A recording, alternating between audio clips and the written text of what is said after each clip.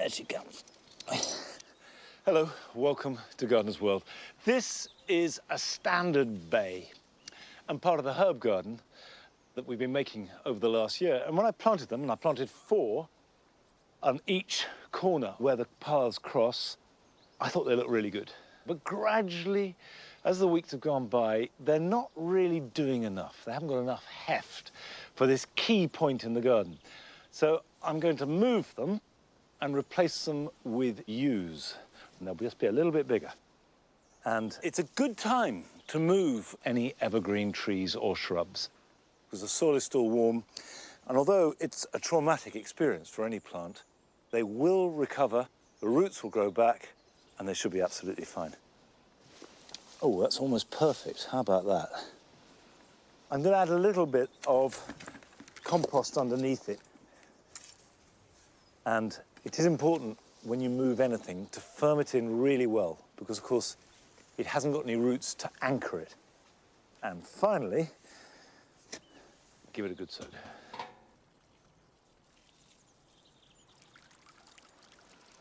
Now, coming up on today's programme, we meet a couple that have created an inspirational garden that uses a restricted colour palette.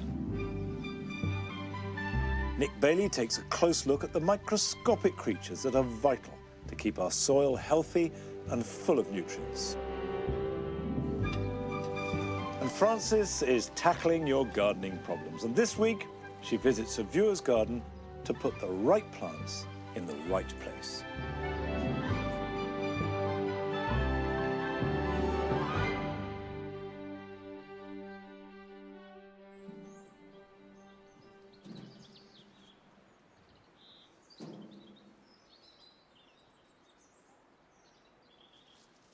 These are some of the sweet peas that we grew for my son's wedding. This is actually a variety called Bramdine. Lovely white flowers, and they've been flowering very well for the last month or so. But this row is pretty much done now, and I want to remove them all because I've got blackberries growing sort of in and underneath them that need tying up and preparing for next year. Right, we can take these out.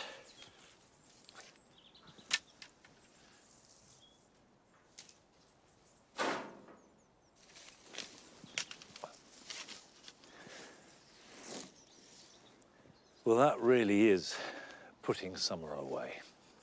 Sweet peas are gone, and the leaves are starting to fall.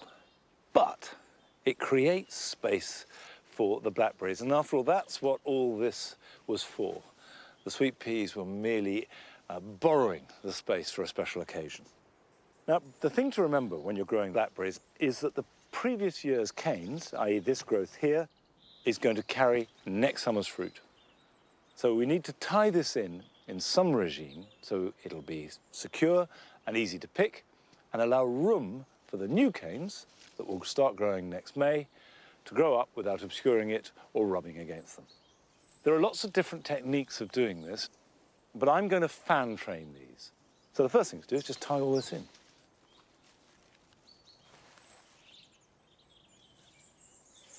This is a variety called Apache, which is a mid-season variety, and it's thornless. And some blackberries can be really prickly, so being thornless is a huge advantage. And it's got nice big fruits, very tasty. And as yet, it's not very vigorous. In its first year, it's put on relatively modest growth, but this will easily fill this area. So the basic fan shape is there, and these will carry the fruits next year. The new growth will come up from the base, and as it grows, I'll just bundle it in together. It'll be nice and soft and flexible, and loosely tie them up the center. And then when I prune these back down to the ground, which I will do after fruiting is finished, the canes that are in the middle can be untied and then just opened out to form the next fan. And that procedure will continue for year after year. And after about 3 or 4 years, it should be really vigorous and healthy, and I can start selecting canes rather than just tying them all in. Now, although I've removed the sweet peas, I will, of course, grow them again next year. But I couldn't think of not having that quintessentially English cottage garden plant.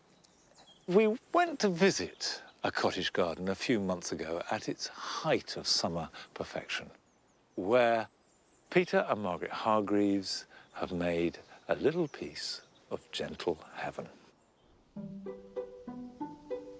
We moved into the cottage in 1975. It was solely a lawn with an apple tree.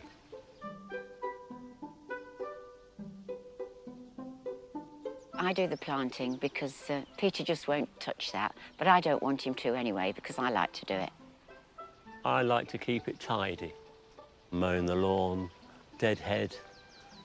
You're only allowed to have the push mower, aren't you? We don't have electric mowers in this garden. Otherwise, he'd be mowing all my flowers up.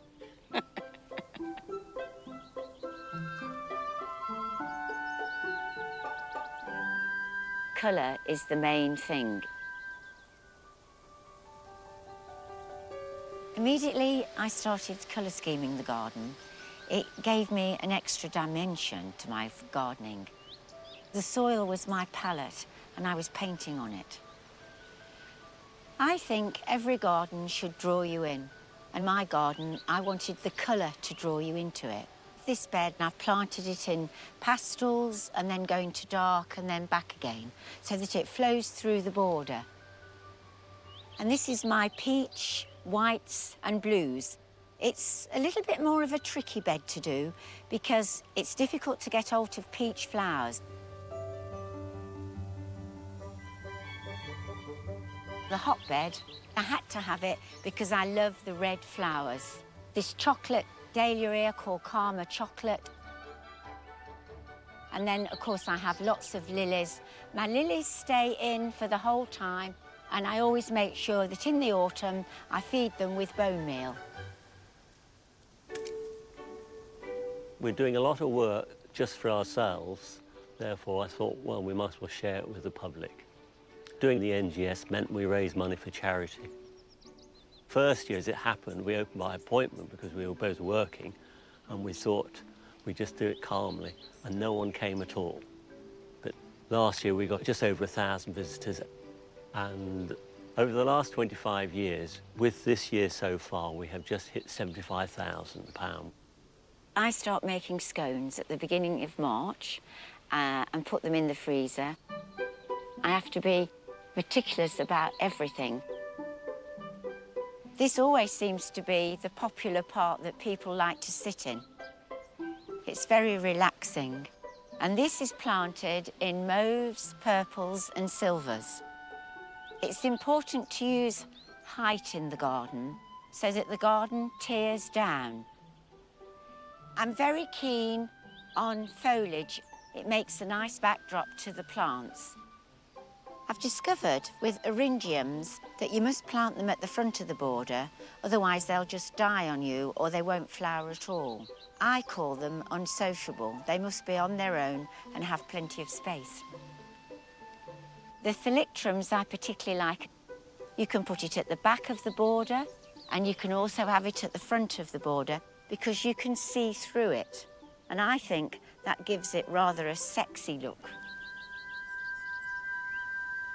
When I was the age of 4 and I could walk around my mother's garden, I used to be fascinated with the colour of her sweet williams. I then went over the road to the farmer's wife. I was mesmerised with the colour of her flowers, but more so, I was taken with the soil that she was putting the plants into. It was black and rich and loamy. When we moved here, I was delighted because I inherited black, loamy, rich soil. I thought I must do what the farmer's wife did and put lots of goodness into it. I would take muck and fling it all over the borders. And I think this is what's given it its initial start. And this is why the plants look particularly healthy and grow to quite a high height.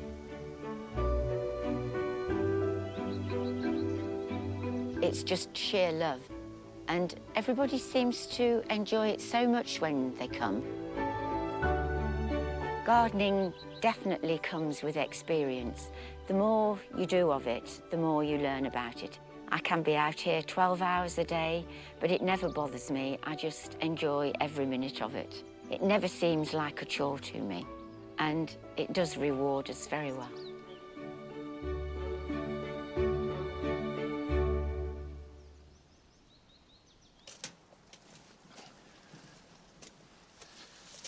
I really like the delicacy of the colours that are used there, and also the height in the borders. It makes such a difference. And there's no question that by limiting your choice of colours and giving yourself colour restrictions, it's actually a liberation. And you don't necessarily have to work with specific colours. For example, here in the jewel garden, it's not so much what we do use, it's what we don't use. So there are no pale colours. There's no whites, there are no pale pinks or lavenders or mauves or anything like that. And it makes planting a lot easier if you work within parameters, and it's good fun too.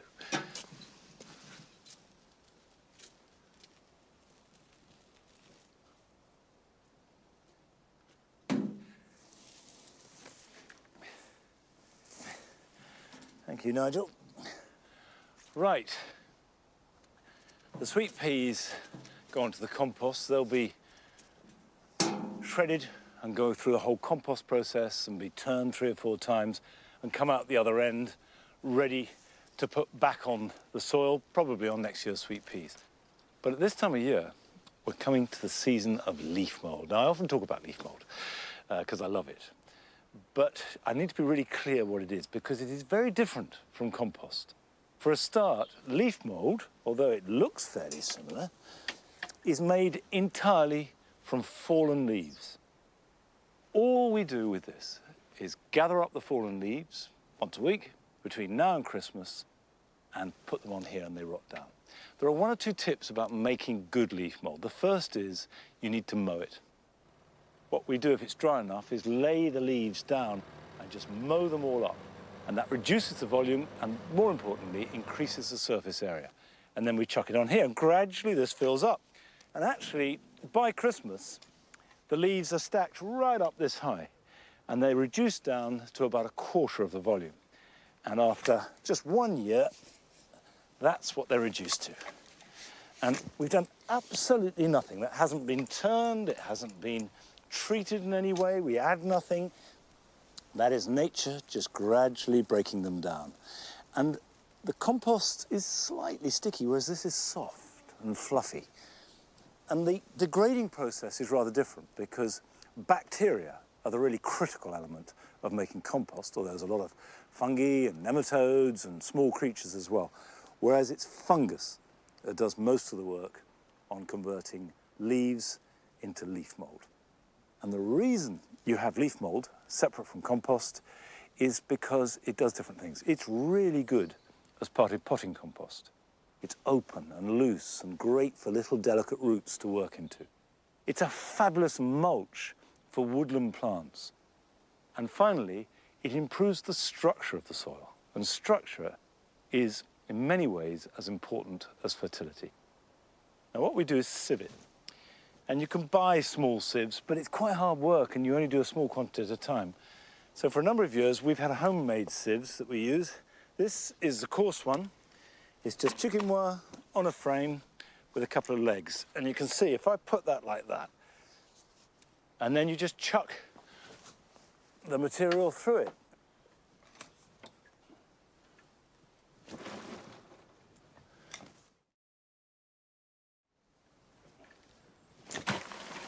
And it's surprising how fine it sieves it. And if you want even finer material for potting compost, we've got another sieve here, which you put over a barrow like that and just work stuff onto it. And it's going through the fine mesh, leaving all the larger stuff behind.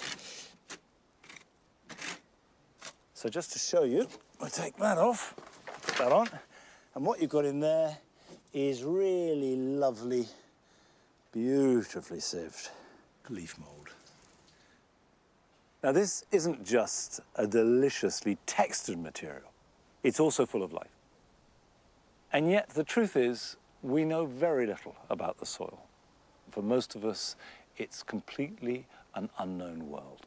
However, Nick Bailey went to visit one man who has made it his life study.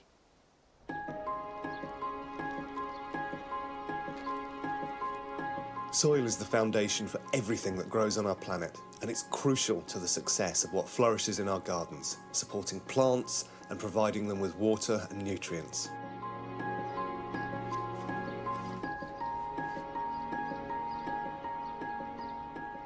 Worms and beetles do their bit to keep the soil healthy, but deep underground, there's a host of other critical creatures that are owed some long overdue respect.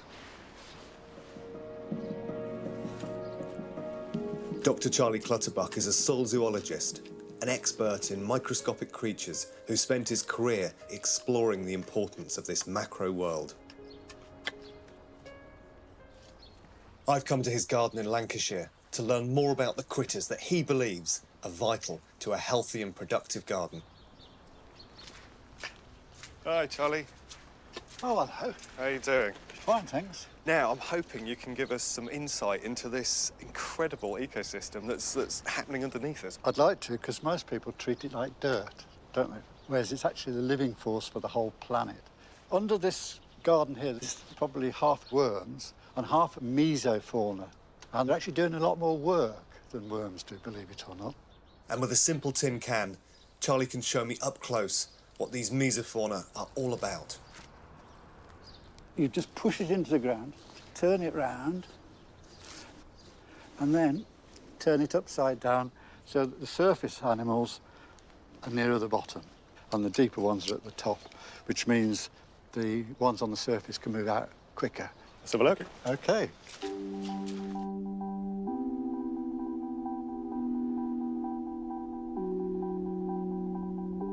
So, this is the garage lab, Charlie. It is indeed. And this is the soil sample that I've just taken from the garden. We've put it in a cola bottle in a good old-fashioned jam jar, and we put it under these lights. And what happens is, after a couple of days, the soil animals come down into the vials below. But why are these creatures so important? Charlie collected a sample from his lawn a few days ago for me to find out.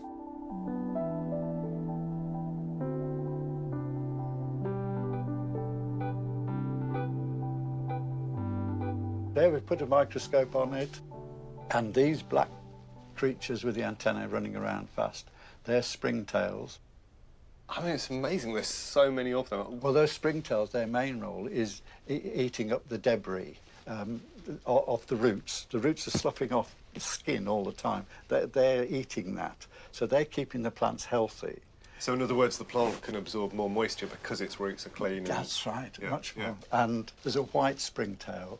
That's Oh, yeah, it, that's yeah. it. That's something called an onychurid, and they are known for transporting the spores of the fungi to the roots. These creatures are like the bees of the soil. They're accidentally, if you like, pollinating the roots with the fungal spores. Gardeners are aware that you can use a mycorrhizal fungi to help extend the root reach of your plants. In other words, the fungi gets into the roots, grows out, and it helps the plant draw in more water and nutrition. But these guys are pivotal in that process as well. Yes, we need the creatures as well to make it work. On its own, it just stays where it is. I mean, it's a real mosh pit of creatures, isn't it? They're all kind of on top of each other. Well, apart from the springtails, the little brown blobs are oribatid mites, and there are millions of those in the soil. They're probably the most important, apart from the springtails, because what they're doing is breaking down the debris, and their poo is basically the nutrient for the plants. There's probably, in terms of weight, as many of them as worms, but they're doing a lot more running around than worms. Worms are like the big excavators, the orobatids are the little engines of the soil. I think it's the last great kingdom to be explored. What you're seeing here is very unusual. People haven't collected them alive before. We've always collected them dead and then tried to make sense. To see them moving around and how they relate is a massive step forward. When it comes to optimising soil fauna in our own gardens, Charlie has some great advice. Well, Nick, 3 years ago, this garden was just consolidated flat clay. And what I've tried to do is use two aspects of the soil animals, dealing with the dead stuff and keeping the plants alive, to try and make this into decent soil. So I added woodland litter to the dirt, which is what it was then, and the worms and the soil animals are now turning that into soil. Woodland litter is good because there's 4 times as many creatures in that as they are in this sort of soil. So why is there more fauna in woodland soil? Because that's basically where they originated from. Also, what I did was turf, cut the lawn up and put it into the bed so that the other soil animals, those little springtails, they can help bring the fungi, the mycorrhiza fungi, to the roots. And I think I was rather pleased that these fruit trees, just in 3 years, are doing as well as they are. And I put it down to, obviously, the fertiliser and the fungi, but also those little soil creatures. And if you want to have a quick test of whether it's working or not, put a jam jar in the ground and see if you catch ground beetles the next morning. And so they're a real indicator that says the fauna's improved, it's working. When you see these black beetles running around, you know that they're preying on those soil animals, telling you that's a healthy soil.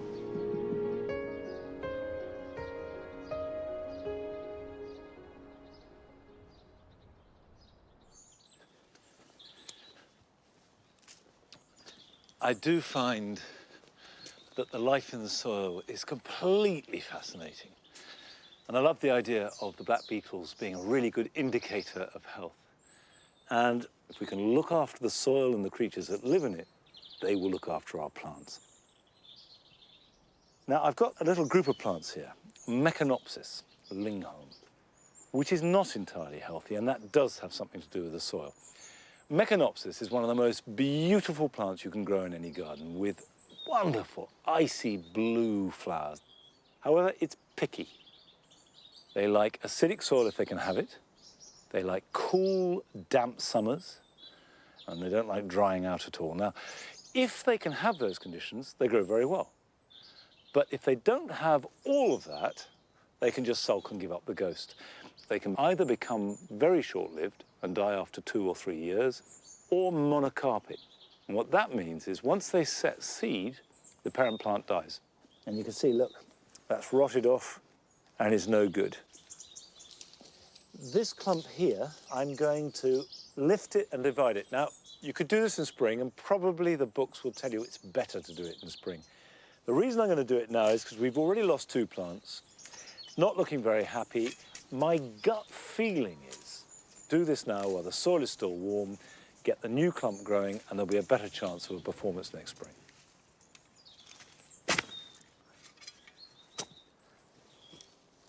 So I've got half a plant there, and the root system is a bit tenuous. It's not very strong. And this is really quite solid clay, which could be one of the reasons it's not so happy. So I'm going to carefully put this down. I'm going to replant this over on the other side. But before I do it, I'm going to prepare the ground a little bit. I've got ericaceous compost. In fact, this is made from bracken, but you can have an ericaceous compost made from pine bark and pine needles. And I'm going to add that to the soil. It won't change the nature of the soil, but it will just give the plant that little boost that it needs. And then take one of these clumps and plant it in there. I'm going to water that in, and hopefully that will reinvigorate it. Now, the plan is that this will give these plants a new lease of life. They are temperamental. They may give up the ghost, but it won't be for want of trying. And there's no question that sometimes tackling things that are difficult can be deeply satisfying. Mind you, some problems can just be a headache. And this week, Francis is tackling one of gardening's more tricky problems, and one which most of us have to deal with in our gardens sooner or later.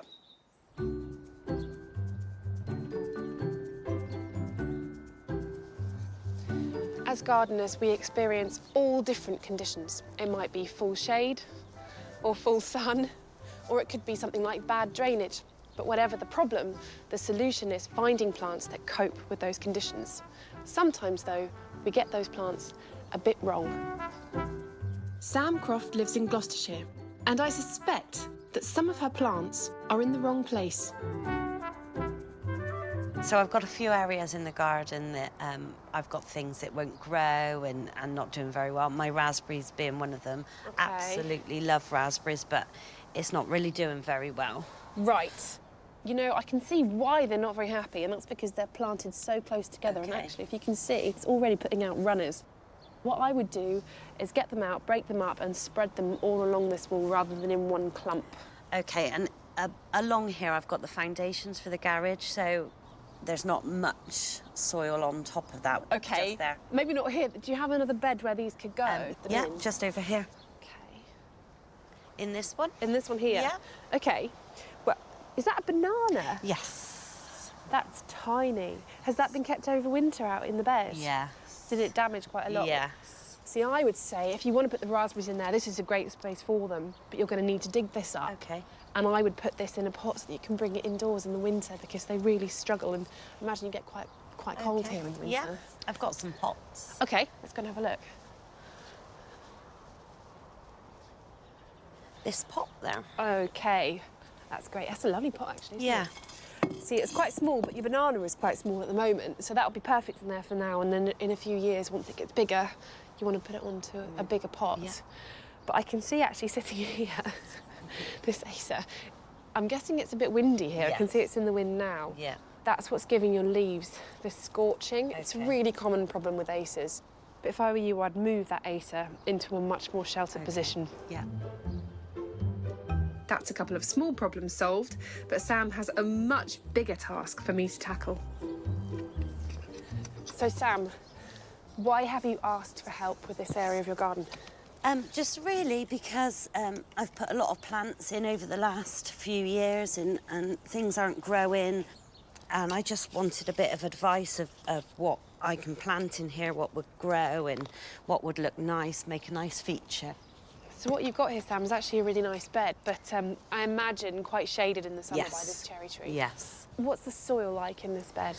So underneath, it's just thick clay. So on top, it's quite nice soil, but underneath, as we dig down, it's solid, absolutely solid. is. First, I think we're going to have to really give this a good Yes. digging, aren't we? Yes. Before we give it all a good dig, all of the plants have to come out. Sam isn't really attached to the sorry-looking conifer or the huge unwieldy buddleia, so they'll be discarded. Okay. That's half. But the rest are a valuable source of new plants. Once they're all out, we dig in plenty of organic matter to loosen up and reinvigorate the heavy clay.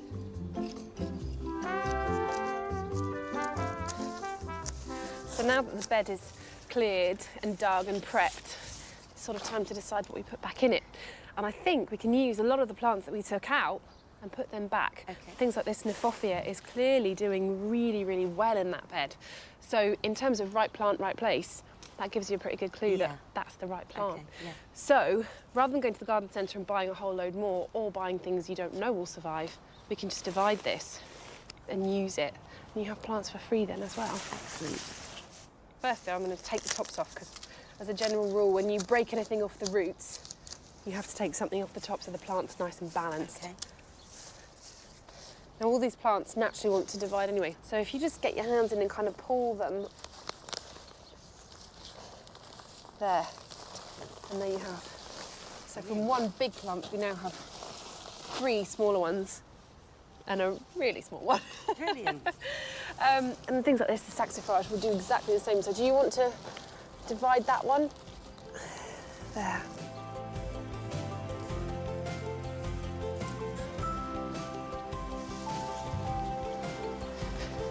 Right.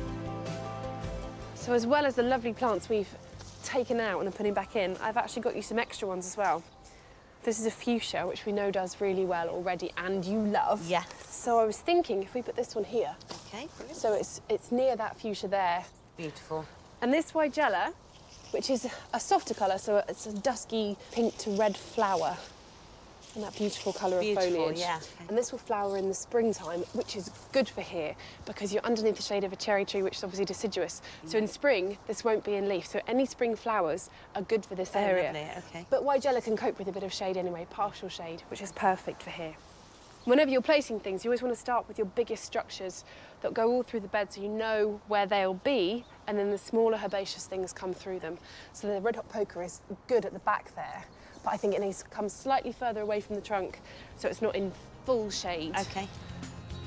Setting out the plants is really subjective, but it's always best to lay all of them out before planting them. A bit further back, maybe? Yeah, beautiful. One thing to remember is that plants need plenty of space to grow. Shall we start planting? Yes. Along with fuchsias and Weigela, some of the hardy geraniums are great for partial shade. These will all need a really good soaking now, Sam. Basically, without water getting down to the roots can't make contact with the soil around them, and without that contact, they can't get the nutrients in. So it's really important, especially on these bare-rooted ones. Look at it. It's flagging, poor thing. Well, you were nearly there before, but just a few tweaks, and suddenly it's taken shape, hasn't it? Yeah. Are you pleased with it? Yeah, looks absolutely wonderful now. Thank you so much for coming along and helping me. I'll definitely be out here watering every evening anyway. You better. No, it's a pleasure. I want to come back and see it when it's all grown up. Yeah, you're Brilliant. welcome. Thank you.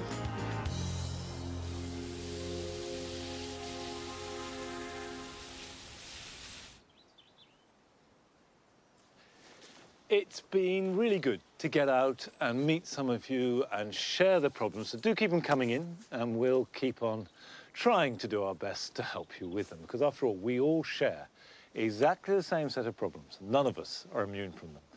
And certainly one of the things that I notice here at Longmeadow, which is fundamentally a very wet place, is just how dry it can be underneath the shade of a tree and with the roots sucking up all that moisture.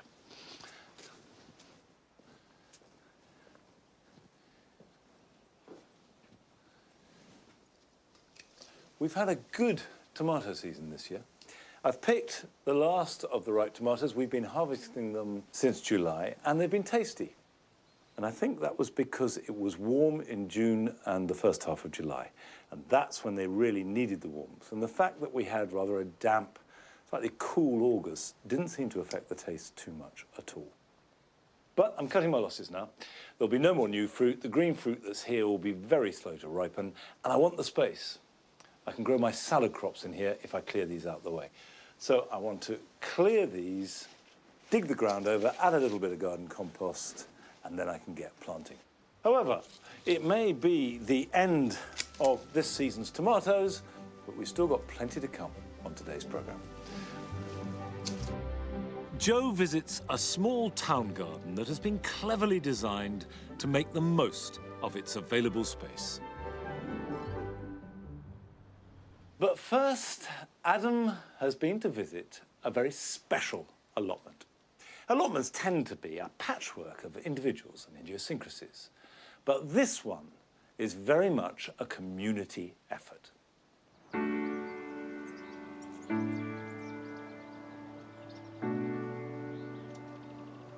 Every Tuesday morning, there is one allotment here in Manchester that is full of voices from all around the world. The thing where they do it in the garden.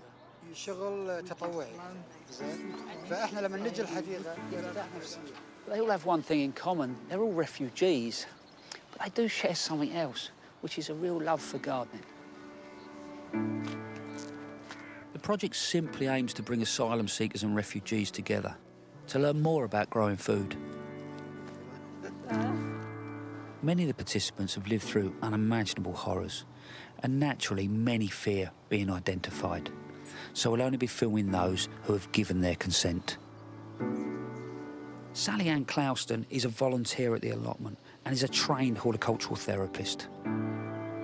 What these people have lived through must be horrific. They are fleeing conflict on a huge scale, some of them, and have seen the deaths of family members, sometimes all family members.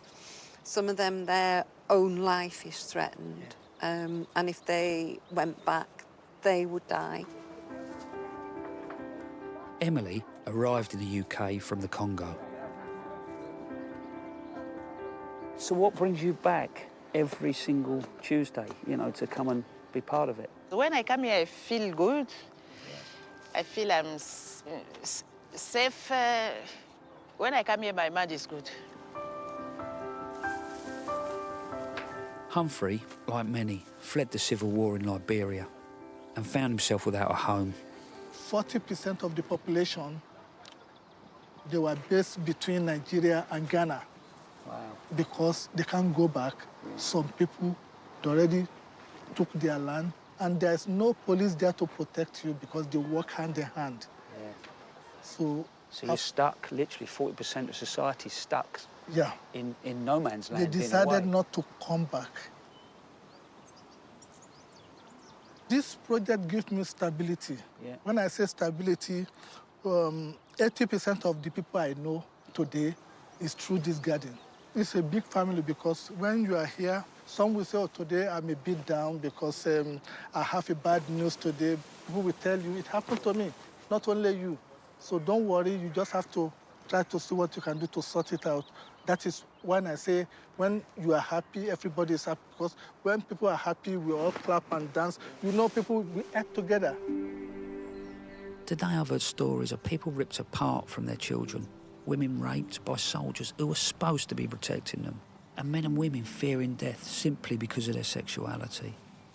They didn't sit down and tell me this on camera, but privately whilst we were weeding and digging together. I wonder if that's partly why this project works. That's the beauty of this space, being in nature and with nature. It really helps them to feel safe, to feel settled. It's a link with home as well. They've talked to me before about the fact that the soil here, like literally the soil, is the soil of their homeland. It's all soil, it's all the earth, and that's the connection. That connects us, I suppose, doesn't it? Tom Spencer set up the project and is now helped by a handful of volunteers. Tom, why did you get involved? So a group of us, just a group of friends, had an idea to get a community allotment together, and we were lucky enough to get this set of 5 plots. One of the people who was involved at that time worked with a refugee organisation, and she said, hey, it would be really great to get a bunch of people to come and get an experience of doing some gardening. It went really well, and lots of people just sort of their faces lit up, so we thought, well, maybe we could do this on a more regular basis. Now up to 50 people turn up every week to help grow fruit and veg from all over the world. So what is the range of plants you actually grow on the allotment? It changes a bit year to year, depending on what people want to grow. Sometimes people, you know, the sort of overwhelming sort of momentum will be potatoes and onions. So, you know, sometimes it's all about potatoes and onions. We often also get people saying, can we grow mangoes, bananas, cassava, yam? We're like, well, we can plant it. It's really good, Yeah, so I think, you know, that's the thing with gardening, isn't it? The only way that any of us know anything is by trying things and seeing what works and what doesn't. So you're working with gardeners ultimately from all around the world. Have they taught you anything over the period of time? Yeah, definitely. I've learned about the rugari is one that I was particularly interested in. I've never seen brassicas propagated like that before, where it's just taking a cutting, sticking it in some compost, and off it goes. You know, the following year we had these amazing, massive brassica plants that we'd never seen. And away it went. And away it went, yeah, just totally took off. Volunteer and formal social worker Jackie Cotton sees the social benefits of the garden. The people who come to the project, they've fled such difficult situations in the countries that they've come from, and then they've come to England looking for protection and find themselves in a very difficult situation, not able to work, not able to claim benefits, often destitute or with very little income to keep them going. So coming to the garden, people often say, is that bit of respite during the week when they can leave their problems outside that door and come in and just immerse themselves in the gardening, come together as part of a supportive community and just let all the difficult stuff they've got going on in their lives put aside just for a few hours. People often talk about the mental health benefits of coming here. So reductions in anxiety and depression are the usual things people say. I've been gardening professionally since I was 16 years old, and for me it's been so obvious for so long that gardens can fix you. And here, I suppose in a sense it proves it, you know, socially. It brings something physically. And then your mental well-being, that idea of having your hands in the soil and growing and caring, for me, really can fix you. Not only do they grow fruit and veg, the participants take it in turns to create delicious meals. What I really love, actually, is it seems that whatever walk of life they come from, you know, country, whatever, none of it matters here when they're here as a group and in the garden. No, because plants don't care what colour you are. They don't care where you're from. All they care about is being nurtured and nourished and helped to grow. And that's a lovely thing, that something that you put time and effort into gives back to all of us. Like one big family, we all sit down together and we share the food. This really has been an incredible day. I think emotionally it's taken me all over the place. I've had times when the hairs on the back of my neck have stood up, and other times I've been taking a deep breath, and it really does make you realise that with all the bad stuff there is that's going on in the world, that what human beings can do for each other can be so positive. And here, it's all done around something as simple as a garden.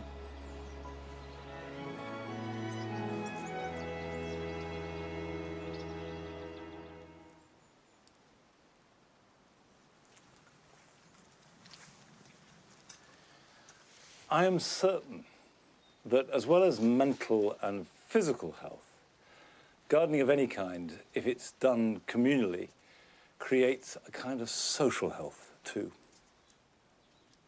Now, I have taken out the tomatoes, dug over the soil, loosened the compaction, and now, before I plant, I'm actually going to refresh it a little bit with just a light dressing of compost. I'm going to start by planting these mixed mustards.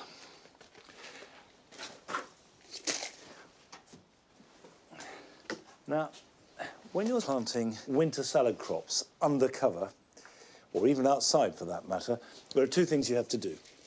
One is choose your crops carefully. It's no good trying to grow types of lettuce that you grow in the summer. You need to choose the varieties that have adapted to lower light levels and colder weather. The other thing is have good, strong plants. These were sown in the middle of August, and you can see that this has got a fairly good root system. It's growing around the outside of the plug. Nice, healthy, strong growth on top, and that's what you want. The healthier the plant and the stronger it's growing, the longer it will last and the more leaves that you'll be able to harvest. Now, I like to space these about 8 inches apart. That gives them a chance to grow into nice, strong plants. Now, obviously, if you don't have a greenhouse, don't be put off growing these, because a cloche will work really well at extending the season. In fact, this greenhouse really amounts to a big cloche. And these, I fully intend to be still harvesting next February. And I think that if you can set yourself the task of having fresh vegetables, and I love salad, every single day of the year, it doesn't take much. A few cloches, a polytunnel, a small greenhouse, and it can be done. Well, that's mustard planted. I've got rocket, and I've got some claytonia, and some winter density lettuce and valdor, and that will fill up the other beds. And the final thing to remember is, just because we're coming into winter, keep the doors open during the daytime.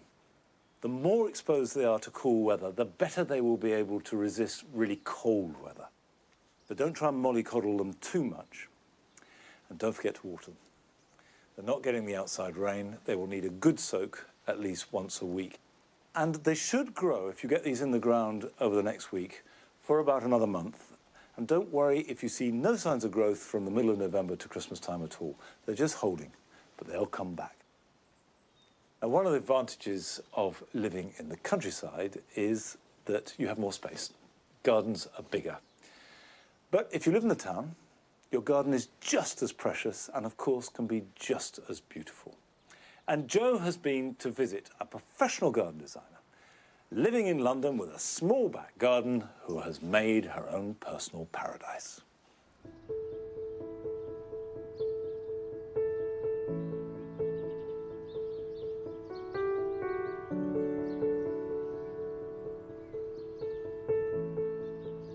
Whatever its size, the foundation of any successful garden is good design.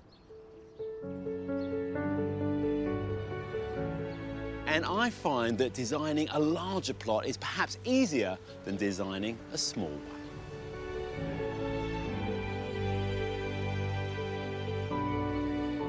Butter Wakefield is an award-winning garden designer. She's been developing her own small city garden for over 25 years to cater for her growing family and an active social life.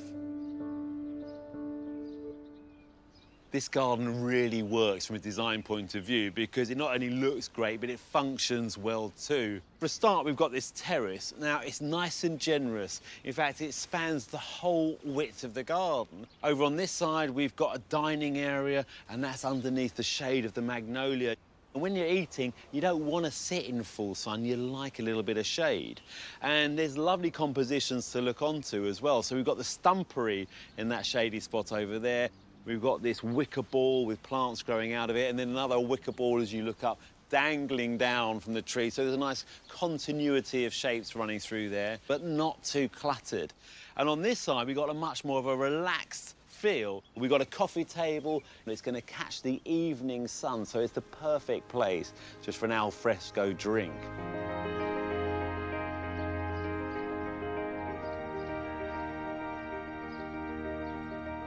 Now, this garden isn't groundbreaking, it isn't innovative. In fact, it's pretty traditional. We've got a rectangular lawn in a rectangular plot. So why does it work so well? To me, it's all about the basics, it's about scale, proportion and balance. When you look back, you see that the planting is in proportion to the house. So we've got the magnolia tree on one side, we've got the apple that balances it out on the other. And then there's the borders themselves. Now, they're not just thin little planting areas around the outside of the lawn, which is a really common mistake. Here, they're really generous, 1.2 metres wide, and it means you can tier the planting up as well, having the perennial plants at the front, we can have shrubs in the middle and climbers towards the back. So, in fact, the boundaries are completely lost, and the garden could be even bigger than it really is, because the eye is tricked into not knowing exactly where it finishes. And then there's the structure of these 8 box pyramids, and they dominate the space. They add real architecture. But the thing I love, and the simplest element in the whole garden, is this wildflower meadow. You wouldn't expect to see it here, but it breaks the lawn up, it brings texture into the garden, it's a bit of fun, it's great for diversity, great for wildlife, and even that meandering lawn through what is otherwise a formal garden, it just makes you smile.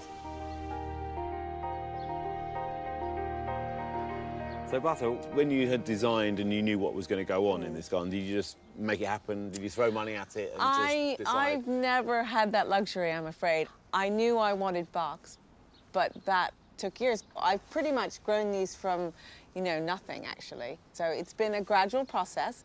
You learn how the garden will work for you and what you want to get out of it, and that takes time, doesn't it? You learn where your sunny spots are, where you want to sit at the end of the day.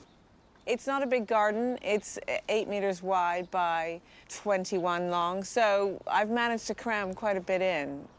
In a city garden, I guess, especially a small city garden, the connection to the interior is greater, it's more important somehow. I have very carefully placed things that I like to look at out of my kitchen window. I've got my bird feeders and my pots full of, you know, winter flowering, scented gorgeousness. Scent's so crucial. I think it's irresponsible to design, you know, without it. If you're thinking about designing your own garden, you know, run up and down your house and look out the windows. And equally, looking back at the house from the garden, I think the views are crucial. I think it's all interlinked.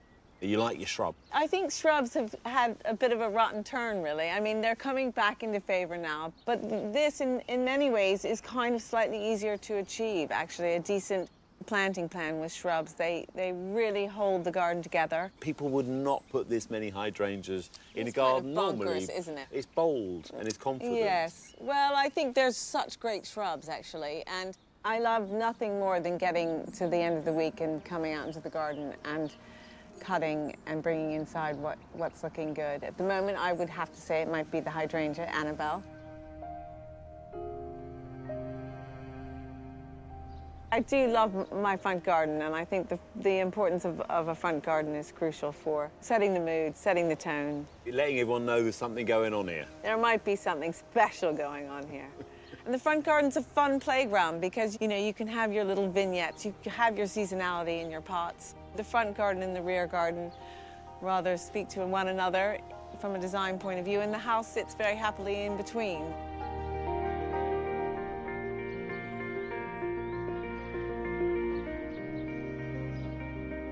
Towards the end of the garden, Butters used a really simple design technique to create a false end. She's just got 3 panels of trellis that span the end of the garden. They've all got the same climber on them, so they give a nice continuous feel. And you think that this is the back of the garden, but it isn't. There's a little bit more going on.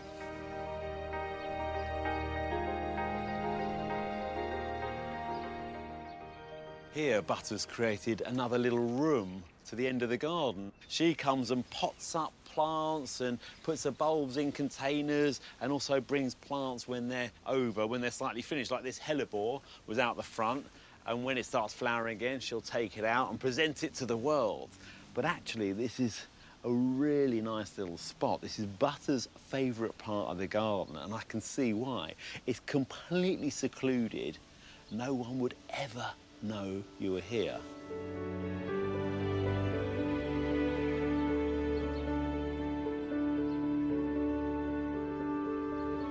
This garden really is beautifully designed. It somehow feels completely effortless. And there are a lot of gardeners out there who think design is really expensive, I have to throw money at it. And this proves that that is just not true.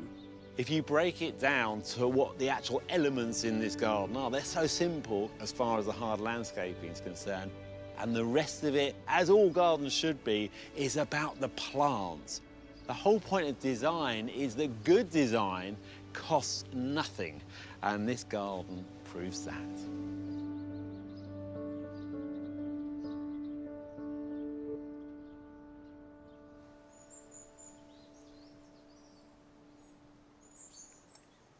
I do agree with Joe that a small garden can be a lot harder to get right than a big one, because you've got no room for error. And the secret always is to edit ruthlessly.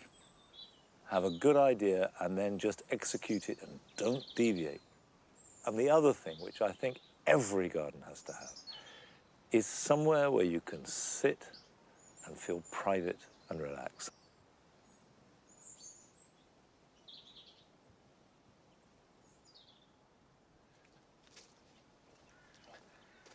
I began by replacing just a square of grass the other day, but in fact I've extended it all the way down along the edge of this path. And it's growing fine, but when you're replacing grass, either by seed or by turf, don't be tempted to walk on it or let alone mow it too soon, because in fact, if I lift it like that, it lifts like a bad toupee in the wind. So leave it, let the roots knit, and that'll be another month or so, and then I can mow and walk on it and charge around, it'll be nice and strong. You've still got time to lay turf or sow grass seed, but that really is something you need to get on with. I'm trying to do it this weekend, if you possibly can. However, if you're not laying turf, don't worry. I've still got some jobs for you this weekend.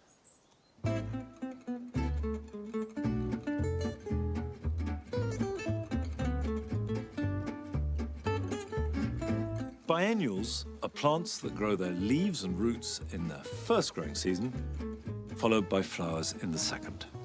And now is the time to plant them. I'm putting out foxgloves, but other biennials include wallflowers, sweet william, and forget-me-not. Plant them directly into the border where you want them to flower, and next spring and summer they will duly perform. If you took pelargonium cuttings, as I did in August, it's a good idea to pot them on now. I did a trial using pure perlite and a gritty compost mix, and although the perlite worked perfectly well, I think the gritty mix worked even better. Divide the cuttings up and pot them on individually into a nice free-draining compost. Keep them somewhere warm and dry all winter, and then they'll be ready to grow away strongly next spring.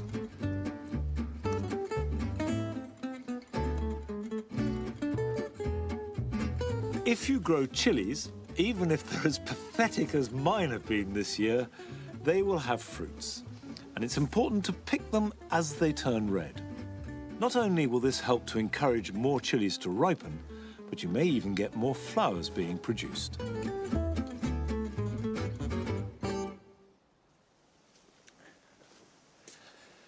Well, there's no question that we're deep into autumn. And this year it came early. The leaves yellowed and fell before the end of September. But here in the jewel garden, the short day plants, these plants from near the equator that respond to heat rather than light, like the tithonias and the dahlias and the salvias, and they're going as strong now as they were at the height of summer.